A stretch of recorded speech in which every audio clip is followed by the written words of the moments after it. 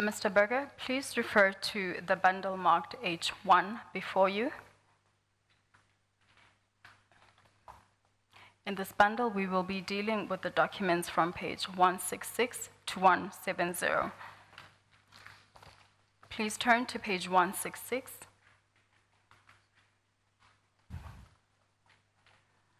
Is that your statement to the Commission? Good. Yes, that's my statement to the Commission. Please turn to page 170.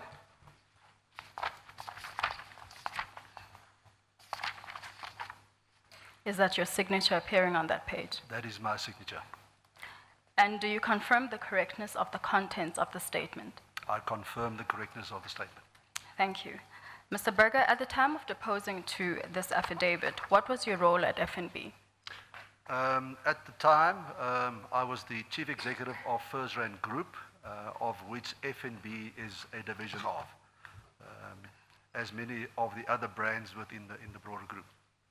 And is this the current position you hold? I have recently stepped down as CEO of the group at the end of August. And do you hold any current position in FirstRand? I now hold a non-executive role in FirstRand. Okay, and what is your experience in the banking sector?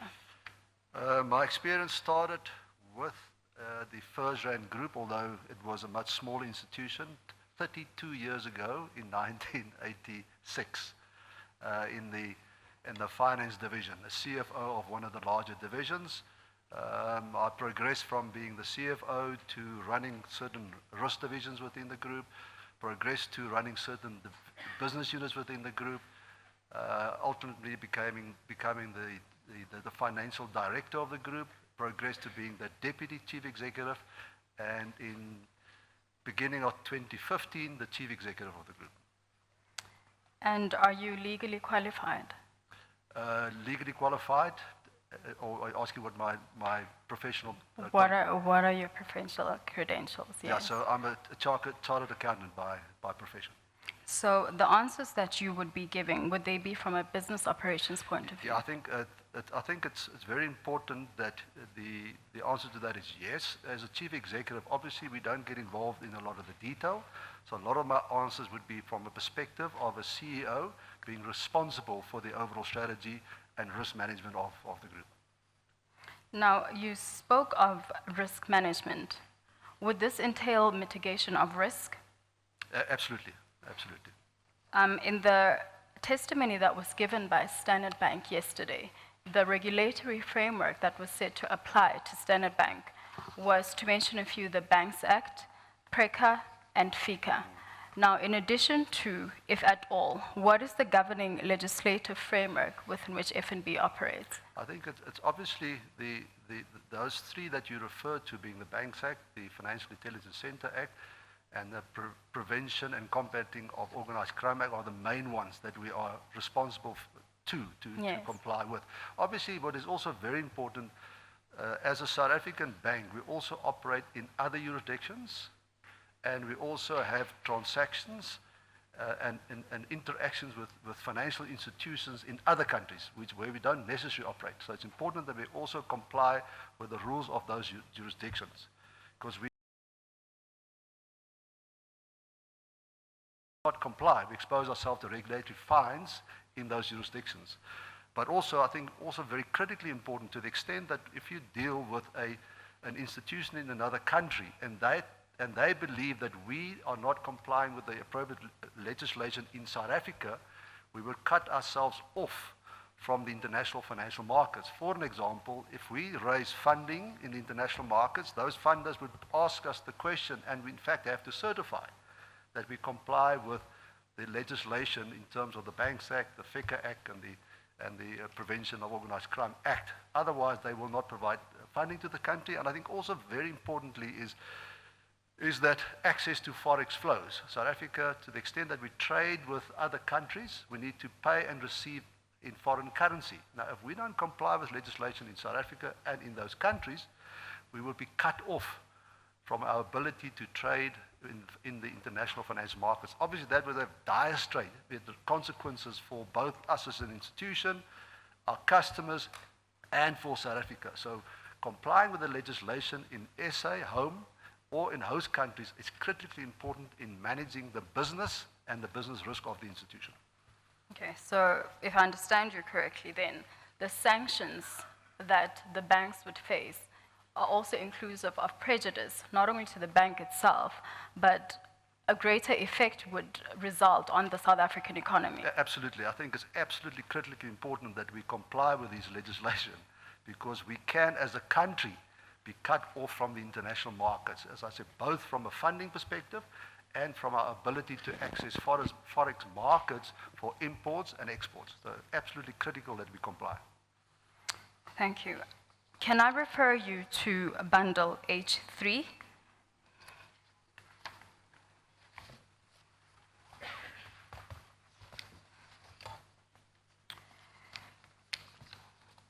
On page 1 of that bundle, there are several respondents that are cited there. Now, from this list of respondents, which accounts were closed by FNB? They were all closed. If you go to page 4, they were all closed other than certain mortgage accounts. The reason for not closing mortgage accounts, because those are long-term agreements, and customers can't necessarily repay a mortgage loan. Now, a mortgage loan, in what the average person would understand, is if you finance against your house and there's a mortgage over that house. So those are long-term contracts, and to the extent that the customer sticks with those long-term arrangements just run down. But we do not allow additional activity on those accounts, but the account is not closed because it's not practically possible and legally possible to close a bond because it's a long-term agreement. Now, in paragraph 10 on page 4, you refer to the 12th respondent whose account was not closed. The explanation that you've just given, would that be what a mortgage redemption account is? Absolutely. It would be a loan secured by a mortgage over a property. Now, on paragraph 9, there are 5 accounts which are listed there. Do you confirm that the evidence that you've just given insofar as the accounts that were closed relates to those entities? Yes, they were all closed. For the sake of the record?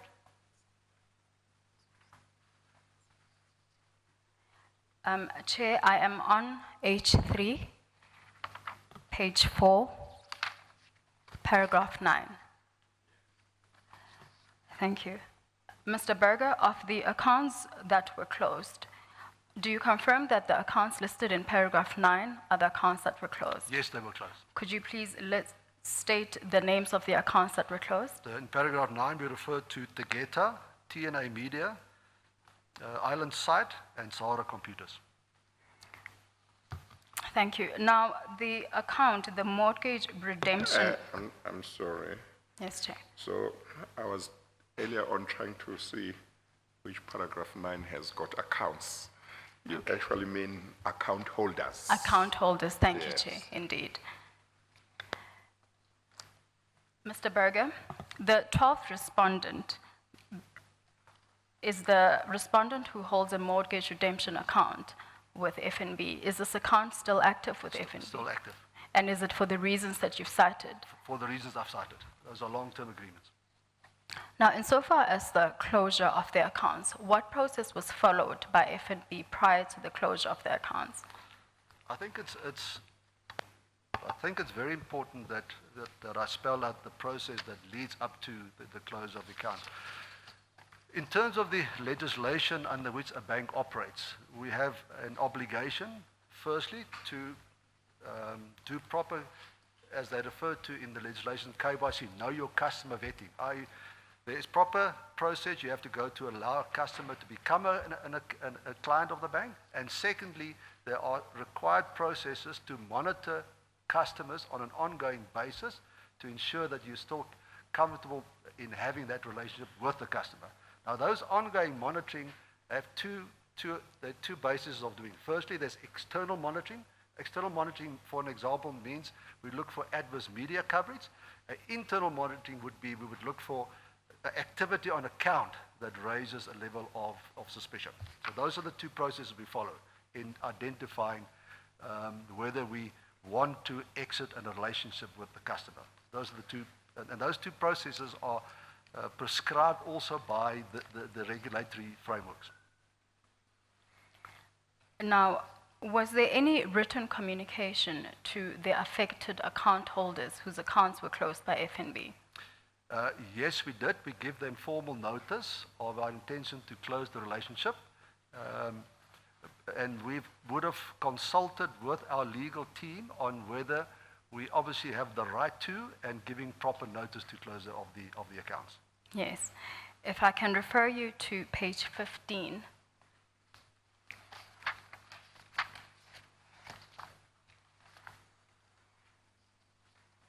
Page 15, annexure FNB1. Page 17, annexure FNB2.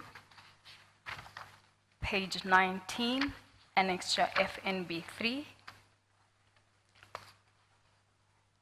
And page 21, annexure FNB4.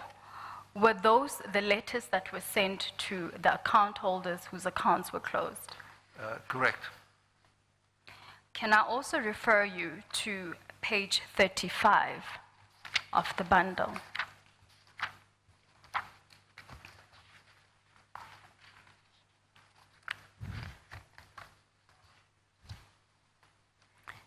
Can you explain to the chair what that document is? Yeah, this is a document that are specifically prepared for the purposes of this testimony and to explain the process that we follow in deciding whether to exit a client or not exit a client from the institution. So you will see what the first column talks to origination. That refers to events, external or internal, that lead us to question whether we should deliberate whether the client relationship be maintained or exited. So that first thing is there's a origination process, i.e.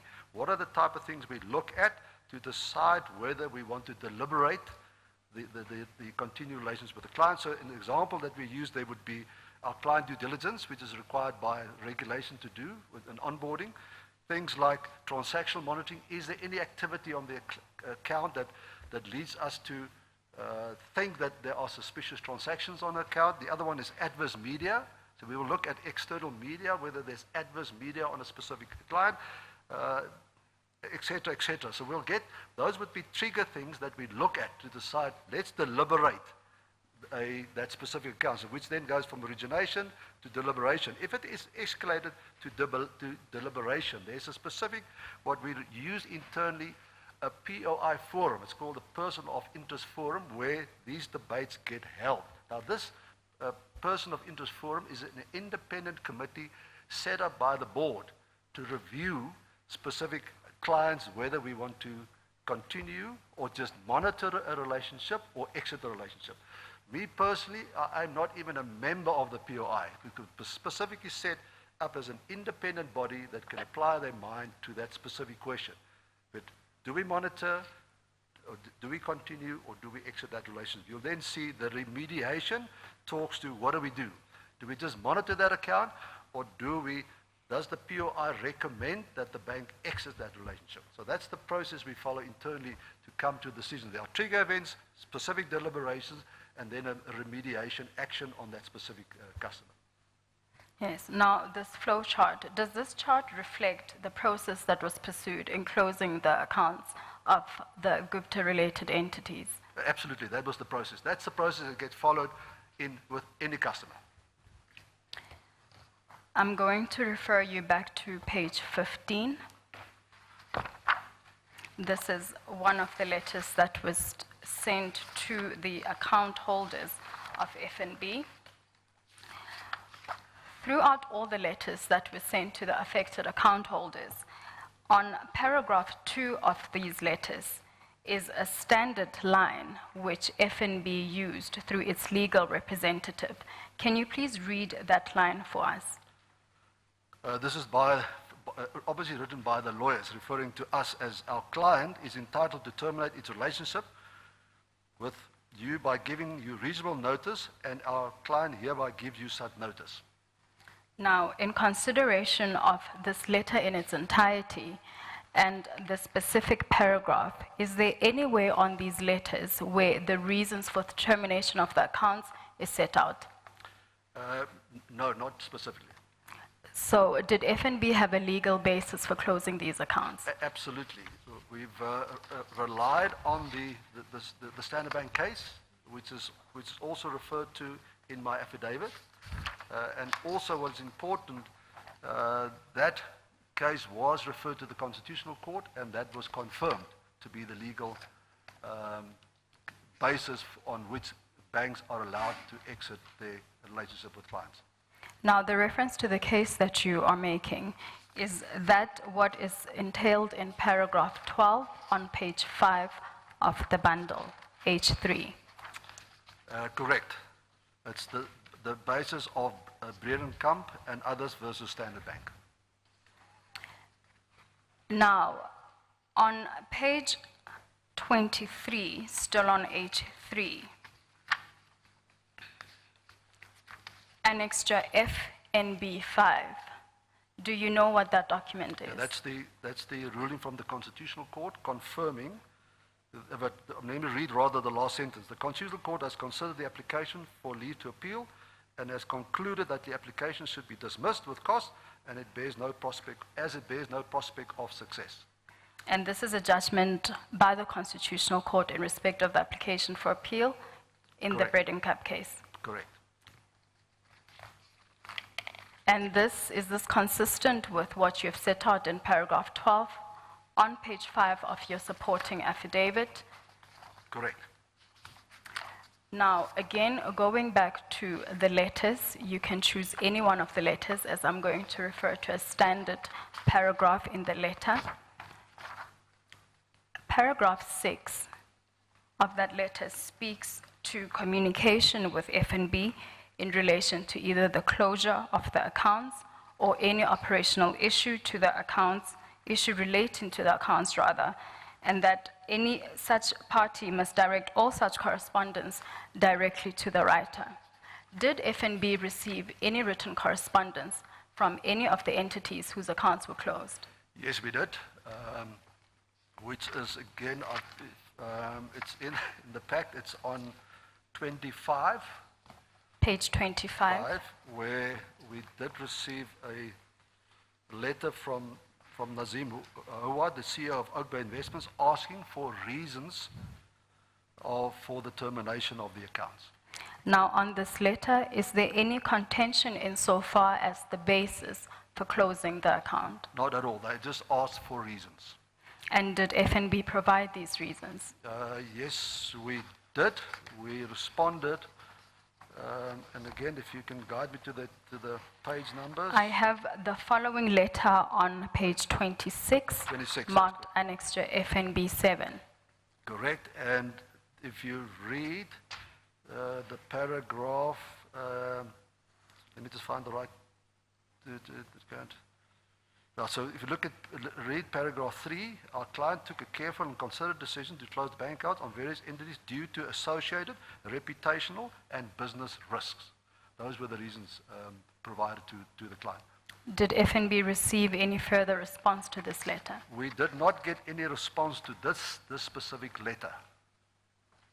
Was there any further correspondence of any kind from Mr. Hauer? Yes, there was, which is, if I'm correct, Advocate, on page 27. There was at the time of the Ministers of Finance application, there was an additional letter which was directed by the lawyer of the client. But that was subsequent. It was not as part of our correspondence to him giving reasons for the closure of the account. The Minister's application you're referring to, would that be the supporting affidavit you deposed to in support of the application? Correct.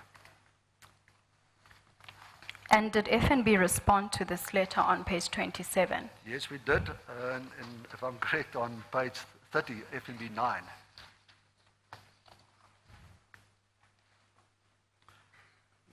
Where we indicated that we have provided reasons, which is again highlighted in paragraph 4, decision to close the bank accounts due to the associated reputational and business risk.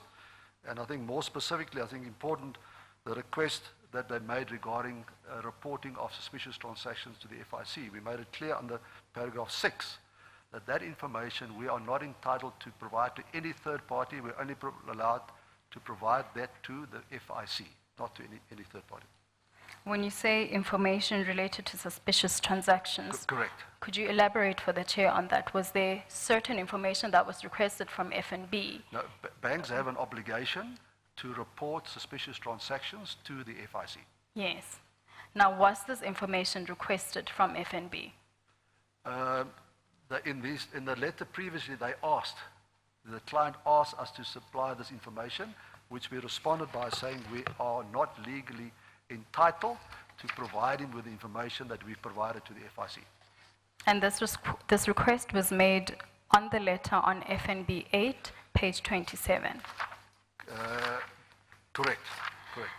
Now, there was repeated mention by FNB of reputational and business risk. Can I turn you to page 31, all the way to page 34?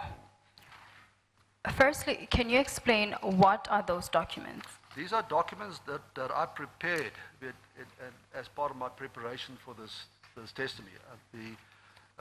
Just to give more clarity on these two specific topics. Which two specific topics? Of reputational and business risk. I think I specifically prepared those two to give a bit more color and explanation as to what do we mean by reputational risk and business risk. Now, without reading word for word from these documents, can you please explain to the chair what FNB's understanding or stance is insofar as reputational and business risk? I think that the chair, one should put it into three buckets when we talk about reputational risk. If one does not comply with the regulatory framework of the country in which you operate, there will be reputational risk associated with non-compliance. There will also be reputational risk if a bank conducts activities which are regarded by stakeholders as immoral, illegal, unethical.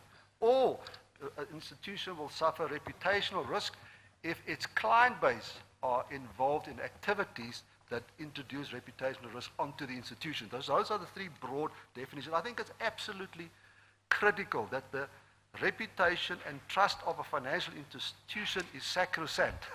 A financial institution will not survive if its reputation and trust is not absolutely intact. That's why it's so critical that a bank, even the legislation prescribes banks to make sure that they manage reputational risk, because the negative consequences of negative reputational risk on the institution has dire consequences on the business and the ability of the business to survive in the future. Now, remember, the moment you have an institution where there's negative perceptions or negative reputational issues attached to that institution, many stakeholders no longer want to deal with that institution. I think we have many examples of what happened in this country about institutions that have negative reputations. Customers don't want to deal with it anymore. Funders don't want to provide funding to it. Regulators impose sanctions on it. Foreign funders don't want to provide funding to the institution. There are many big negative business risks associated with negative reputational risk. So that's why, to us, we cannot afford as an institution to have negative reputational and the consequential business risk. We have to manage that. And the moment we believe that there's any activity, direct or indirect, that implicates or affects the reputation of the institution, we have to deal with it and make sure we manage that risk away. And that's why it was so critical in this example that the moment the risk became too high for FirstRand or FNB to continue this relationship, because it introduced negative reputational and negative consequential business risk on the institution, we thought it appropriate to act in the manner that we act and exit those relationships. So the activities which give rise to a risk to reputational damage to a bank such as yours would not be limited to criminal activities? No, absolutely not. I think sometimes it's just perceived. Yes. A lot of times it's just perceived negative rather than actual. But yes. in public opinion, it's most of the time it's perceived. And if you don't manage those perceived risks, you are going to suffer negative consequences in your business. So that's why it's absolutely sacrosanct for us as an institution that number one things we manage is reputation and trust. Because without those two things, I think a financial institution finds it very difficult to do business. And because we are dealing with we have a fiduciary responsibility to depositors and we look after savers' money, trust is absolutely sacrosanct. And our reputation is absolutely sacrosanct. Because without those intact, it's very difficult to operate domestically and internationally. Thank you, Chair. Now, on page 31, the second bullet point, you state there that the reputational risk arises if people form a negative perception. Now, having heard what you've said, am I correct to say that the idea behind the negative perception would be in the ordinary meaning of something being perceived, whether it's actual or not? Absolutely. Sometimes the perceived risk or perceived negative reputation are sometimes more dangerous than the real ones because people make up their own, Yes. they create their own view of the facts. Okay. Is reputational risk concerned only with illegal activities? Not, it can be sometimes perceived as being illegal, not actually illegal. Because I think it's very important that sometimes the stakeholders that an institution like Further has to manage, the moment there's a perceived negative reputation, you cannot tolerate that, and it has to be dealt with. Can I ask this question, seeing that the activities that a bank would look at include activities that are not necessarily criminal. If, for example, there was, say, a political party or an association or organization that took a certain view on the politics in the country and advocated for certain things,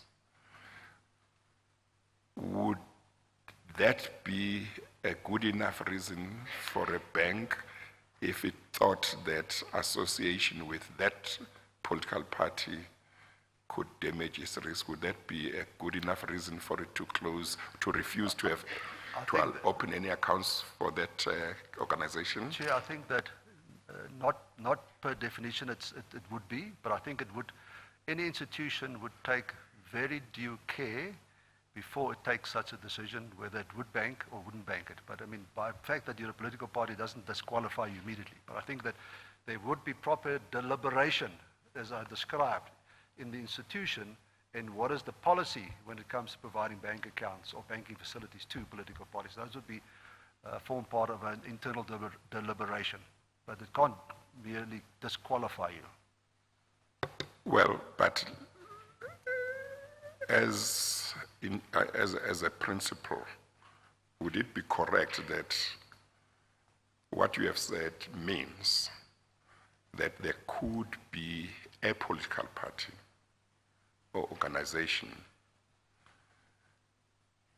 with whom a bank would refuse to have an association because of its views politically? If the bank thought that its views would cause reputational damage. If we believe an account could lead to reputational risk for the institution, we wouldn't open that relationship. If we believe that could have negative reputational impact on the institution, we would not open that relationship. But I think it's just important, Chair, that being a political party doesn't immediately disqualify you. No. Obviously, I accept that because I'm sure the political parties that operate in South Africa have got banking accounts with different banks in the country. But I'm emphasizing the views or objectives of a political party that, from what you have said, it looks like one could find a situation where a bank says this political party or this organization stands for certain things with which we can't associate as a bank because it would pose reputational risk to us. Therefore, we refuse to have any association with them. In principle, that is possible. Yeah, but we'll have the debate internally of whether we believe there is such a risk. No, I mean, if you believe there is, you would. That would apply to any account holder. Yeah. Any account holder, yeah. not specifically to a political party. Any account holder. Yeah. Because what I'm trying to establish is the principle you follow. Yeah. The principle of we cannot afford negative reputational risk on the institution.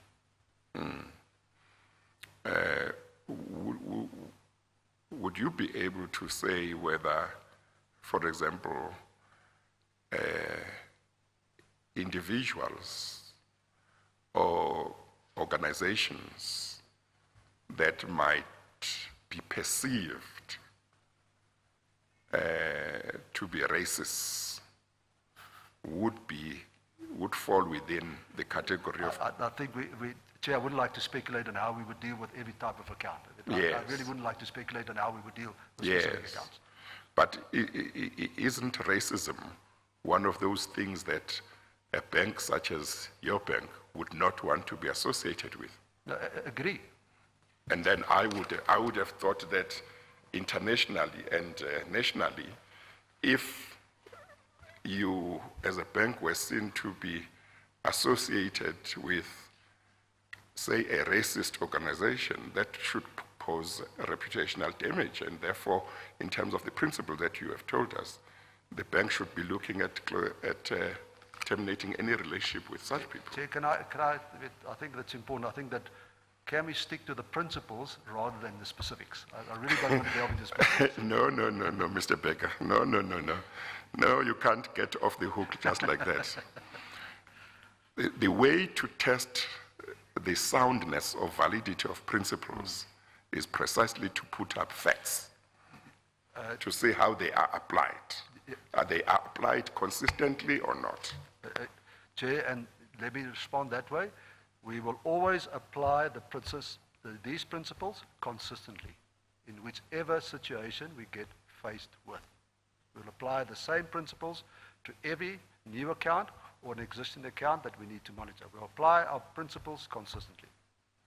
But I would have thought that it must be a very easy answer to give to say any organization or individual that espouses racism, a bank would not want to have any association with that person because a lot of people would not want to interact or associate with us if we are seen to be associating with racists and so on.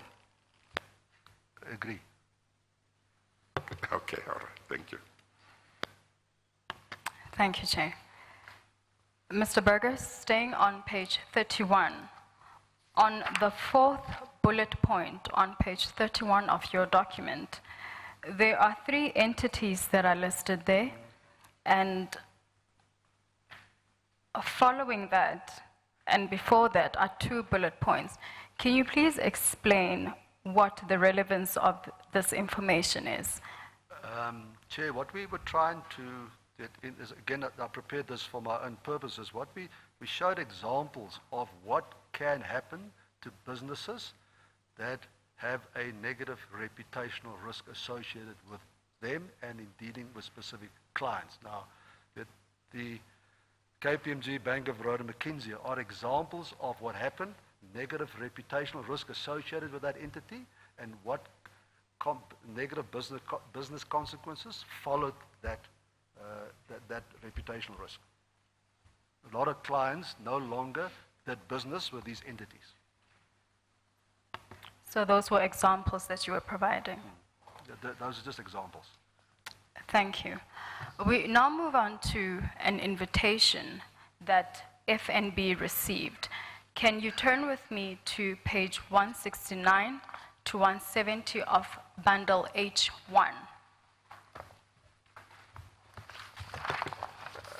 I know you prefer to call them bundles, and many of us do, but if we want to be consistent and not confuse anybody who might read the transcript later, maybe we should just say Exhibit H1, Exhibit H3, so it's consistent that we are talking about the same thing. Indeed, Chair. Thank you very much. Exhibit H1, Mr. Berger, from pages 169 to 170. On paragraph 14 to 19 of your statement, you narrate events relative to an invitation to a meeting by members of a political party. Is that correct? Correct. Who invited you to this meeting? I received a phone call from Mr. Enoch Konongwane, the head of the then economic cluster of the ANC, to attend a meeting with the Secretary General of the ANC in the Thule House. When I received, it was, I must say, an unexpected call. When I received the call from him, I indicated to him that I was out of town and would only be available for such meeting later that week, and he should make contact with me rather, because I think that was the Monday, Tuesday, he should rather make contact again with me by the Wednesday to discuss the meeting. And when I made contact with him again on the Wednesday, I asked him, please, can he just give me information on who would be attending the meeting, the purpose for the meeting, in a request to properly prepare myself for the discussion. I think it's in nobody, well, I don't go to any meeting unless I understand who's attending, what is the agenda, and what is the purpose of the meeting. So I asked him to just, please, can he supply that information to me? I asked him again through, in fact, I supplied a series of SMSs between myself and Mr. Enoch Konongwane on that. I supplied him, SMS'd him requesting me him to confirm to me whether the meeting was still going ahead on the Thursday morning, if I'm correct. I asked him again. He later that evening confirmed to me that there was no longer a requirement for me to meet the Secretary General of the ANC in the Thule House. So got the request for the discussion, as I said, unexpectedly. I didn't quite understand why I got the invitation. Asked for, but I couldn't immediately make myself available. I was only available from the Thursday. I asked for him, please, to provide me with the attendees, the agenda, so that I can properly prepare myself. I asked for confirmation whether I was still required to meet the SG the next morning on the Thursday morning. He confirmed back to me that the meeting was off. I SMS'd him back to say that I hereby confirm that the meeting is off and I'm no longer required to appear at a meeting with the SG in the Thule House. And that was the extent of my interaction with a political party through the SG of the ANC in the Thule House. Okay, Mr. Berger, I'm going to take you back a bit. On your initial contact, what was the communicated purpose of the meeting? It was about the closure of accounts. And this would be what is reflected on paragraph 14 on page 169 of your statement. Correct.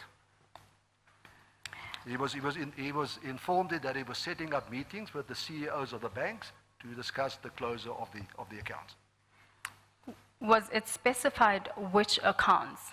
Well, it was the Gupta accounts. It was referred to as the Gupta accounts. In your communication? In my telephone communication, you would not on the SMS. When I spoke to him the first time, because the SMSs only start subsequent to my telephone discussion on the 18th or the 19th. Now, did you know who would be in attendance at the meeting? Not at all. Hence me asking him, please, can he provide information as to who would be in the meeting? And what was the purpose of you seeking to know who would be in the meeting? As I said earlier, I think that I don't attend any meetings if I don't know who the attendees are and what the agenda and purpose of the meeting is. Because I need to prepare myself. Otherwise, I come to a meeting unprepared. Now, Mr. Berger, there is screenshots of SMSs between yourself and Mr. Godongwana.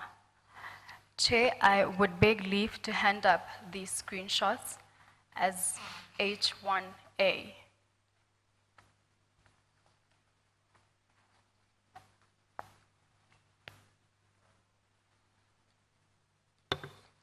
Okay, thank you. Thank you, Chair.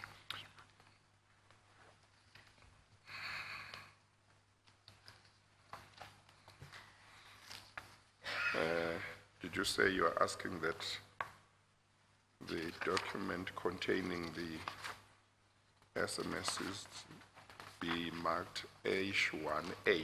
Yes, Chair.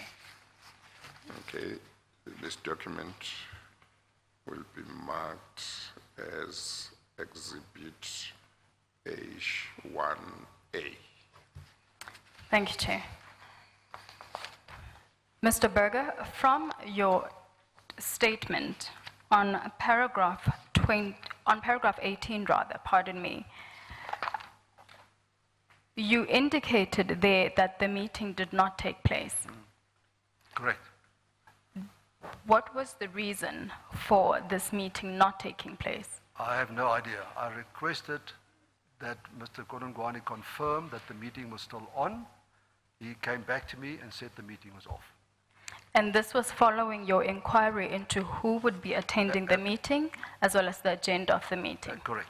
And this is what is reflected on paragraph 17 on page 4 of your statement. Correct. It is attending the meeting, the agenda, and able to, so that I could prepare myself for the meeting. Having received communication that the meeting was off, did you communicate any further with Mr. Godongwan? Not at all. I just, as I said, I confirmed back to him, saying that I confirm that I received your message that the meeting is off. And this would be the last message on the screenshot. That's the last message on the screenshot, the message from me back to him. Thank you very much. Now, is it normal for a bank to receive such an invite from a political party? As I said earlier, unexpected. So I wouldn't expect to get a call from a political party to ask questions about a banker-client relationship. So yes, it was unexpected. And in my 32 years as a banker, first call I ever got from any political party on asking questions about a banker-client relationship. Thank you. Now, moving on to the next meeting invite, can we turn to page 167 to 169, still on Exhibit H1?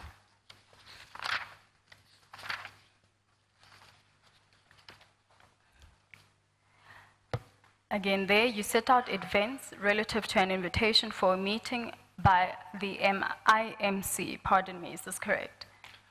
IMC, yeah. Now, who did you receive this meeting invite from?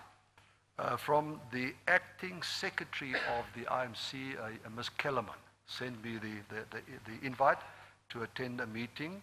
I got the request on the 22nd of April for a meeting to be held on the 25th of April. Now, can you turn with me to page 171, annexure FNB 1? Yep. Would that be the meeting invite you received?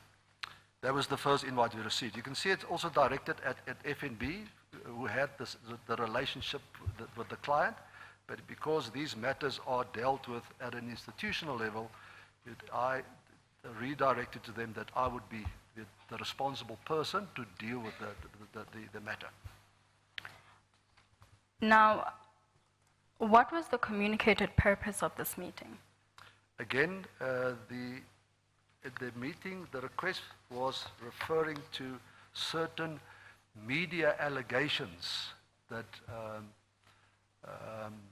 against FNB on client closures. That was the request for the meeting. I did respond back in asking, well, first of all, similar to what I've done with the previous request from the ANC, is please can I understand who would be attending the meeting? What allegations are you referring to? Are there specific allegations against FNB? And what is the scope and purpose of the meeting? Again, without that information, it's very difficult to prepare for any interaction with anybody. Okay, we will deal with your response shortly. I still want to deal with the invitation itself. On the second paragraph, the email is not numbered in paragraphs, but on the second paragraph, starting with "as explained," can you please read that entire paragraph? As explained, as the acting secretary of the Interministerial Committee set up by Cabinet to look into certain allegations made against certain financial institutions, I've been requested to make contact with yourself, alternatively a suitable alternative with requisite authority, and request that you please make yourself available for a discussion with the IMC on Monday, 25th of April, 2016, between 10:30 and 11. There is no set agenda for the discussion, but I am advised is anticipated to be a discussion to gain clarity on the current media reports. Should you be unable to attend in person, a teleconference could be arranged. Thank you. Now, as the email invite indicates that there was no set agenda, I would assume that you did not receive any agenda, as this was specifically said. I did not receive any agenda.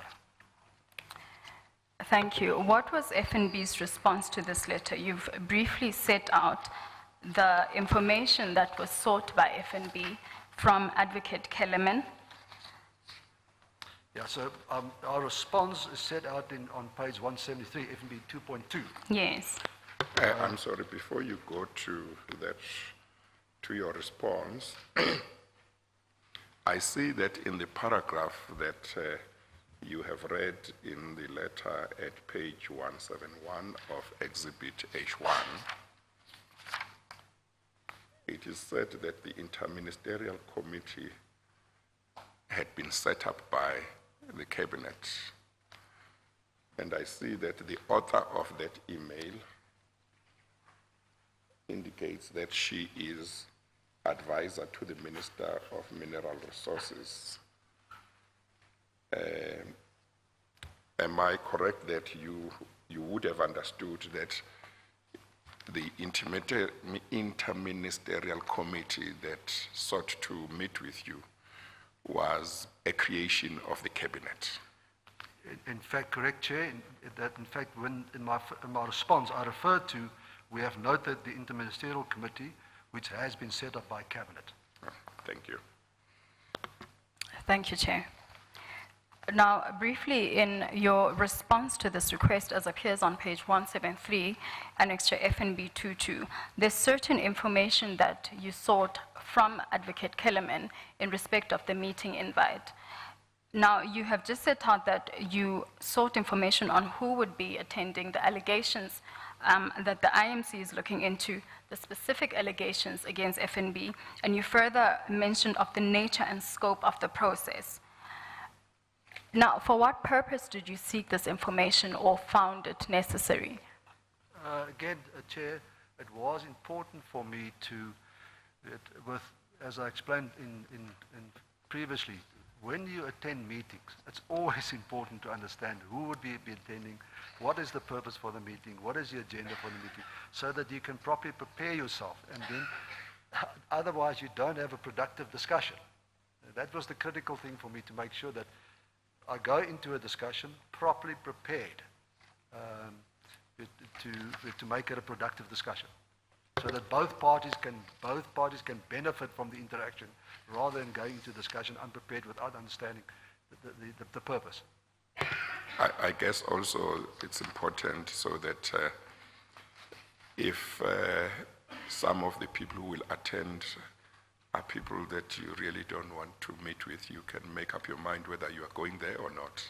Absolutely. I think if they were, and again, if for an example, if I got a list and there were people on there that was not part of the IMC, or people that should be part of the IMC and weren't there, that I can make up my mind whether I'm going to attend or not attend.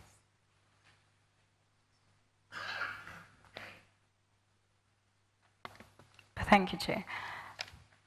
Now, did FNB receive a response to this letter? The only response we got was from the acting secretary, again saying she has no mandate to respond to my request, which I again found very strange. Is this response what appears on page 174 as Annex to FNB 3? Correct. It clearly says, as the acting secretary of the committee, I'm not mandated to respond to the questions raised in your email, and the reply suffice to note the following, which is a repeat of of things he's previously said. It's an IMC set up by Cabinet, and it's looking at allegations of client closures. Nothing new. Now, under paragraph B on page 174, there is reference to information that would be shared during the session, and that same will stem from media reports only and must of course be relayed to Cabinet for it to be properly considered. Now, were you aware what media reports were being referred to? Not at all. In fact, in my first response, I asked them which allegations are they referring to, and are there any specific allegations leveled at FNB? But we asked for that clarity, and that wasn't provided. And you responded to this letter. Is that the response you're referring to? Yeah, I responded. My response again is attached in 176. Annexure FNB 4.2. 4.2, yeah. Yes, and in that letter, what are you seeking? Again, I'm saying thanks for her email. We had anticipated that we would be given the requested information in order to allow us to meaningfully prepare for the meeting with the IMC. In light of the fact that we do not have the clarity and given current unavailability, we respectfully at this time decline the invitation for the meeting on the 25th of April 2016. And this information is the information that you set out in your letter on page 173. Correct. Where you seek information as to who would attend, Pending allegations. Agenda, etc. Did you receive any response to this letter? No, I received no response, other than a further request later on for a meeting. And what was different in the further request from the first request? That's on page 177, FNB 5, where an invitation is extended. It's holding further sessions, and I've been mandated to extend a further invitation to FNB to meet the IMC on Thursday, the 5th of May at 12:30. I am now mandated to further advise as follows. The IMC consists of the Minister of Labour, Communications, Mineral Resources and Finance. The engagement will take the form of a discussion with the bank representatives. The scope of the discussion will center around public comments made by FNB. We did not make any public comments. Let me make that point very clear. Around the discussions taken by the institution to close bank accounts of certain of its clients. Whilst Cabinet appreciates the terms and conditions of the banks, the Act may deter potential investors who want to do business in South Africa. In fact, the contrary. To the extent that we not comply with international and local laws, you will scare away foreign investors. Cabinet has endorsed the Minister open a constructive engagement with the banks to find lasting solution to the matter. I don't know what solution they were referring to, because I didn't know what problem they were trying to deal with. Yes. Now, still on paragraph B, did you have an understanding or an appreciation of the terms and conditions of the banks that were referred to in the IMC's letter? No, not at all. And did you have an understanding of the acts that were referred to that may defer potential investors? No, not at all. And you've just stated that this lasting solution that was to be adopted, that it flowed from a problem you did not know exist or you were not familiar with or aware of. I was not aware of the problem that they were trying to solve, so I didn't know what the solution was that they were trying to find for the problem. Thank you. And did you respond to this letter? Yes, I did, I think, which is the FNB 6, page 178, Advocate. Chair, you'll see that, should I read from that my response? You can paraphrase it. I responded back by saying, whilst we are prepared to engage with the IMC, we can only do so on the following basis. Firstly, whilst we can discuss the regulatory framework under which banks operate, we will not debate any client-specific matter with the IMC, because that would actually be illegal. We can't discuss client-bank relationships with any third party. And the second thing we then added, Secondly, we will only meet with the IMC if all the IMC members are present.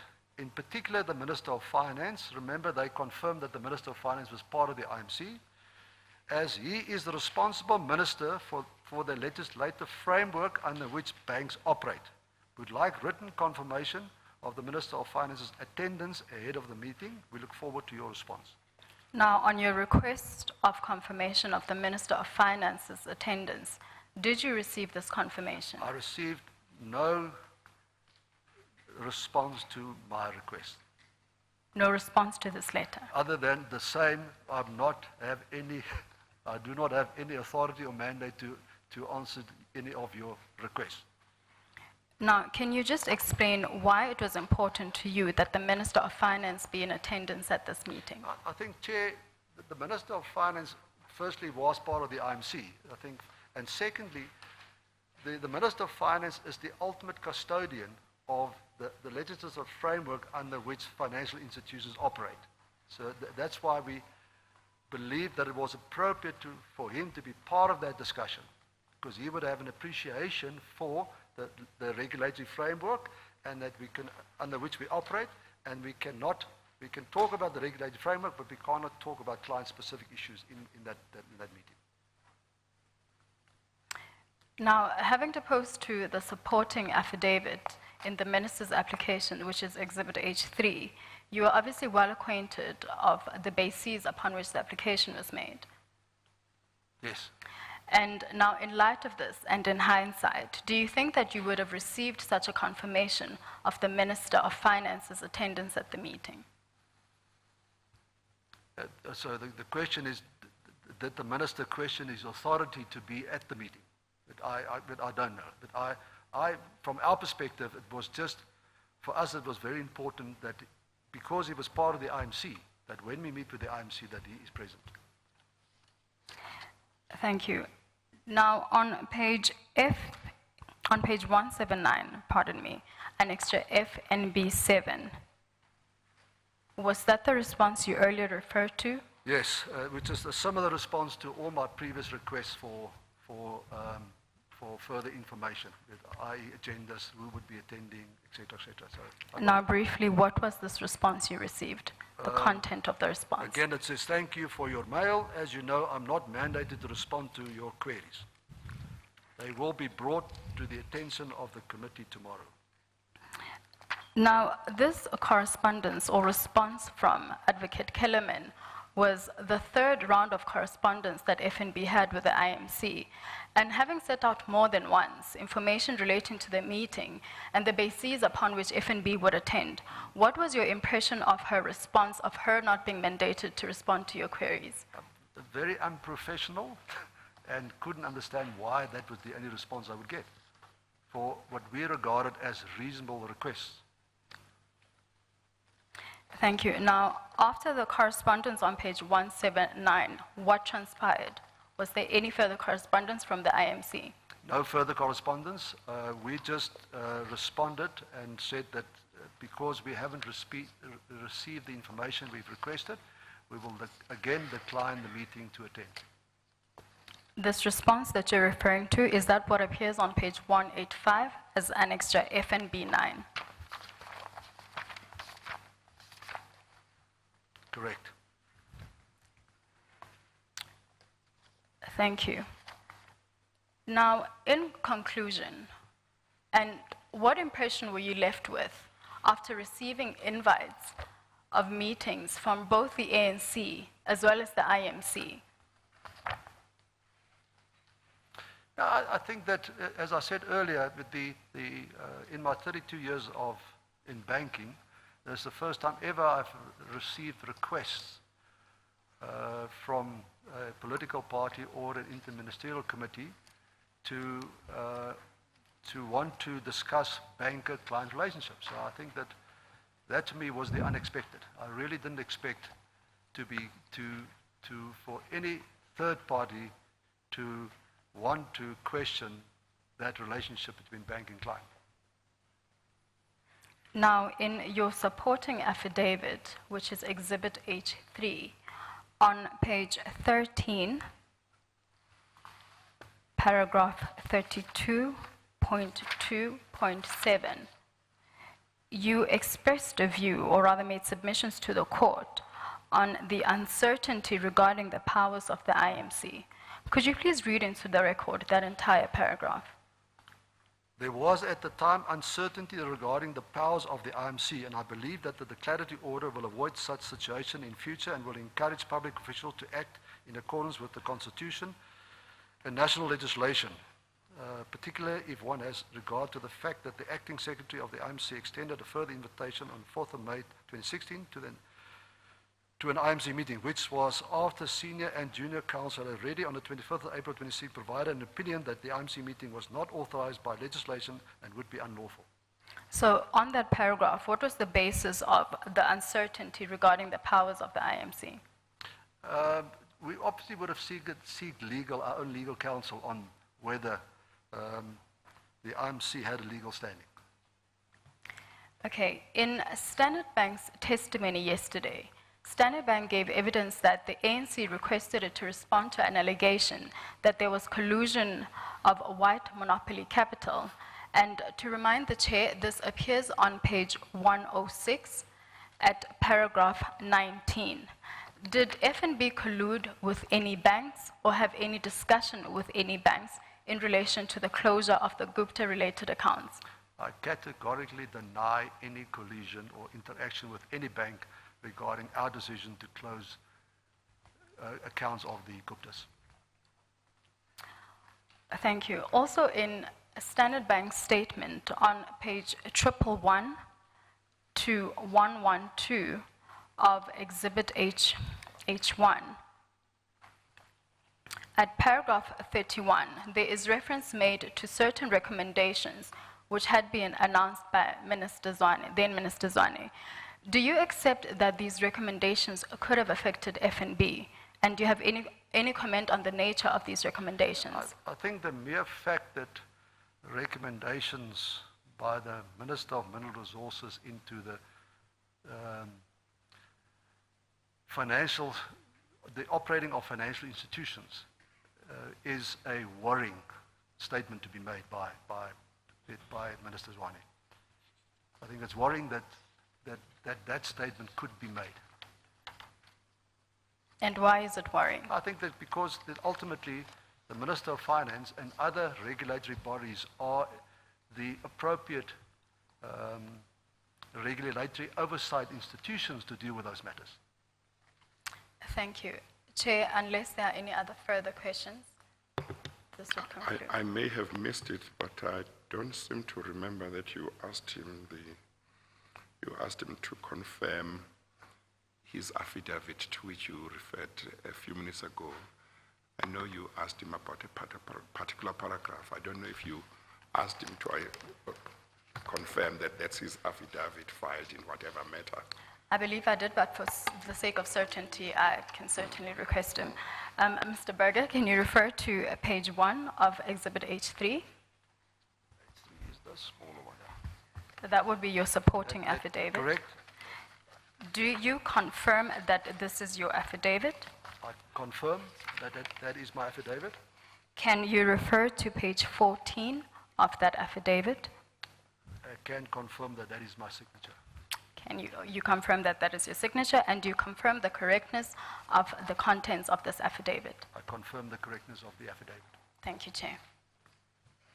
Thank you. You were given, I assume, Exhibit H1A. That is the exhibit that appears to have SMSs between yourself, I think, with Mr. Kotongwana. That Exhibit 1A has got 4 pages. Should only be 2 pages, Chair. Oh, I have got 4 pages. Was I given 2 extra pages? Well, the 2 extra pages don't seem to have SMSs, Yeah, but Chair, only the first 2 pages has the SMSs. yeah. Might I provide clarity on that? The SMS screenshots appear on page 1 to 2, as correctly Yes. put by the chair. On page 3 to 4 Yeah. of that bundle would be, of that exhibit, pardon me, would be the account holders whose information was confirmed by Mr. Berger. So the accounts that were closed were listed by Mr. Berger in line with paragraph 9 of page 4 of Exhibit H3. Well, you might wish to just get him to confirm the SMSs and to confirm what pages 3 and 4 are about, because I don't remember that you dealt with that. Certainly, Chair.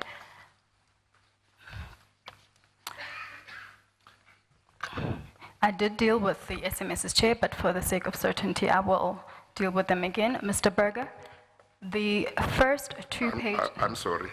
If I recall correctly, you may have dealt with them in terms of him simply telling us, without reference to this document, what SMSs he received.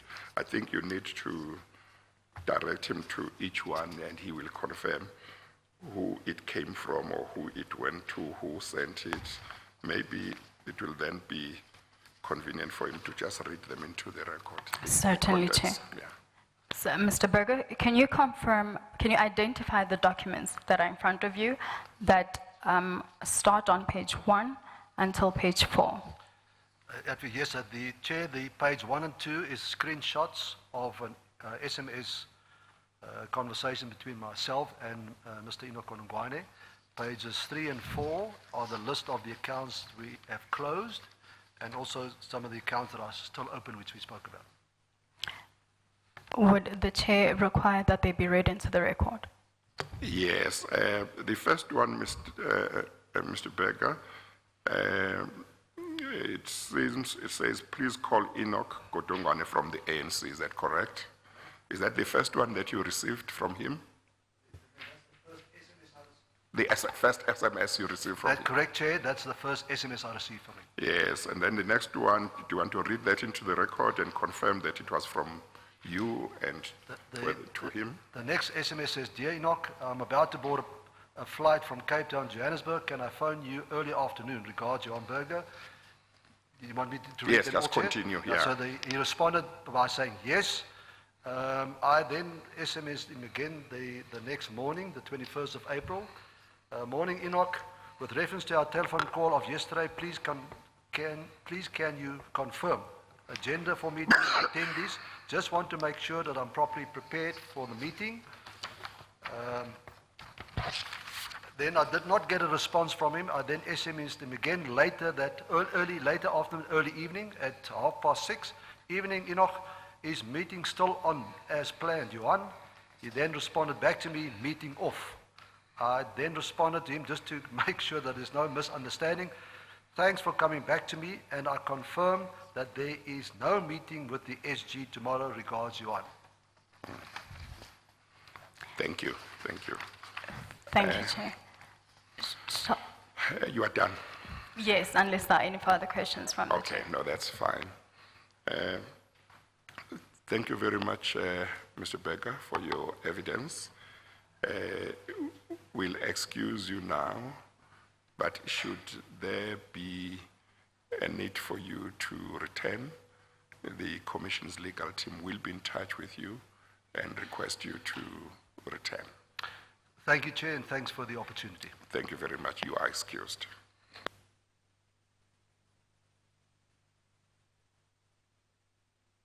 Mr. Pretorius? Chair, it may be convenient to take the long adjournment now and return Yes. at 1:45, but if you want to start with the next witness, we can now. How long do you think, do you have an idea how long the witness might be? About an hour, I'm told. About an hour. Well, maybe let's start with the witness and use this 10, 15 minutes or so, and then please. continue later on. Thank you.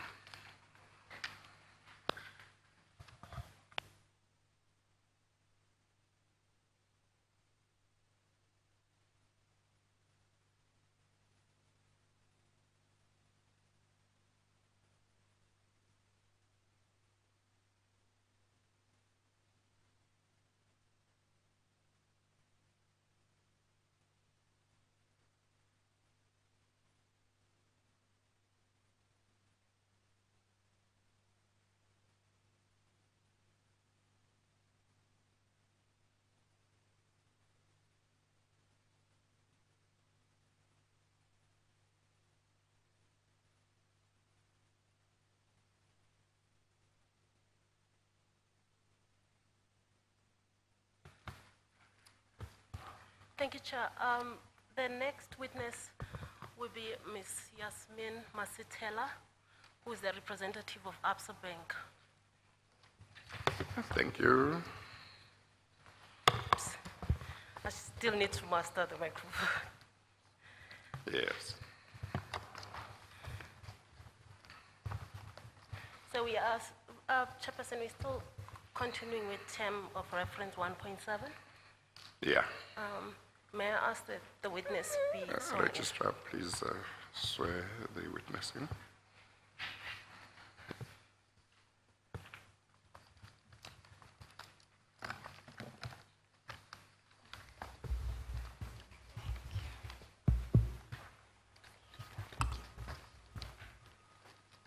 Please state your full names for the record. Yasmin Masitela. Do you have any objection with taking the prescribed oath? No, I don't. Do you consider the oath to be binding on your conscience? I do. Do you swear that the evidence you will give today shall be the truth, the whole truth, and nothing but the truth? If so, please raise your right hand and say, "So help me God." So help me God. Thank you. Chairperson, as the matters of housekeeping, I would like to hand up a further bundle, which I would ask that it be marked H4, H5. There's already an H4. Exhibit H4, H5.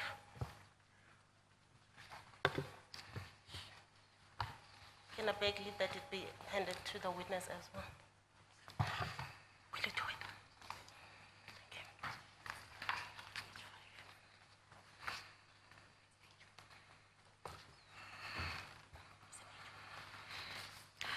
Thank you.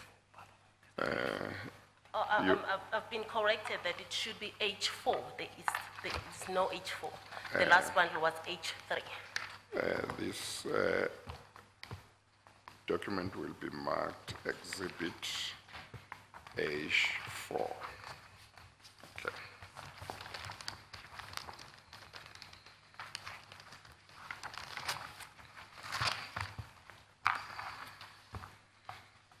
And there is another document that I would also like to hand up, Chairperson, and make it Exhibit H5. It's a one page.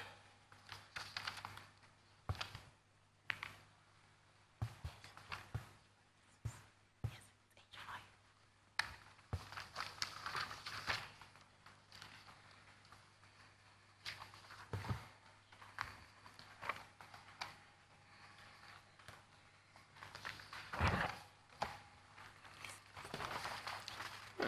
This document will be marked Exhibit H5.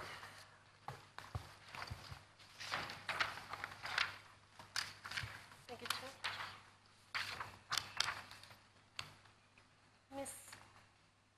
Ms. Masitela, I would like to refer you to Exhibit H1, which is in front of you, page 186. There is an affidavit that goes from page 186 up to page 190. I'm sorry. Ms. Masitela, do you see Exhibit H1 in front of you? I do, Chairperson. Okay, all right, thank you. Thank you. There is a statement that is appearing on page 186 of that exhibit up to page 193. Do you confirm that this is the statement that you made for the commission? I confirm that. Do you confirm that the signature that appears on page 193 of this document is your signature? I confirm that it's my signature. Ms. Masitela, would you please, for the purposes of the record, tell us what is the position that you're currently holding at Absa Bank? I'm currently the Chief Executive of Strategic Services at Absa Bank, responsible for strategy, people, separation, and digital. Prior to that, I was the Chief Compliance Officer of Absa Bank, and at the time that I deposed to the affidavit, in the High Court matter pertaining to the Minister of Finance, I was the Chief Compliance Officer of the bank. And how long have you been with Absa Bank? I've been with Absa Bank since 2011. And what are your academic qualifications? I'm a lawyer by training. And for how long have you been in the banking industry? Since 2011. Prior to that, I was in private practice. Thank you. Ms. Masitela, you gave us a statement in which you dealt with the issues that arose. We dealt with term of reference 1.7 of our terms of reference, in which you dealt with the interference or the alleged interference that might have happened by any member of National Executive, including the Deputy Minister, who may have corruptly or improperly intervened in the matter of closing of the Gupta-related bank account. If I look at the timeline, your bank was the first bank to close the Gupta company-related account. Would you, for the purpose of the record, tell us when were the Gupta-related accounts that Absa Bank held were closed? Chair, if you may indulge me, I think as a backdrop, it might be prudent to set a backdrop of the legislation that pertains to financial crime. Yes. Banks in South Africa are very highly regulated and are supervised by the South African Reserve Bank. In addition to that, the Financial Sector Conduct Authority, as well as the Financial Intelligence Center, monitor and regulate banks. The main pieces of legislation pertaining to customer onboarding and transactional activity that the banks have an obligation to ensure are done properly are the Banks Act, the Prevention of Organized Crime Act, the Financial Intelligence Center Act, the Protection of Constitutional Democracy Against Terrorist and Related Activities Act, which both create money laundering and compliance obligations for financial institutions. We also have exchange control regulations, which form a basis of our ability to transfer foreign currency in and out of South Africa. We are also bound by international legislation. In terms of international legislation, the Basel III regulations apply to banks. The Basel Committee of Banking Supervision Guidelines on sound management of risk relating to money laundering and financing of terrorism apply to banks. At the time that these events took place, we were a subsidiary of Barclays PLC, Barclays Africa Group Limited, who is the parent company of Absa Bank, was a subsidiary of Barclays PLC. As a result of that, we were also obliged,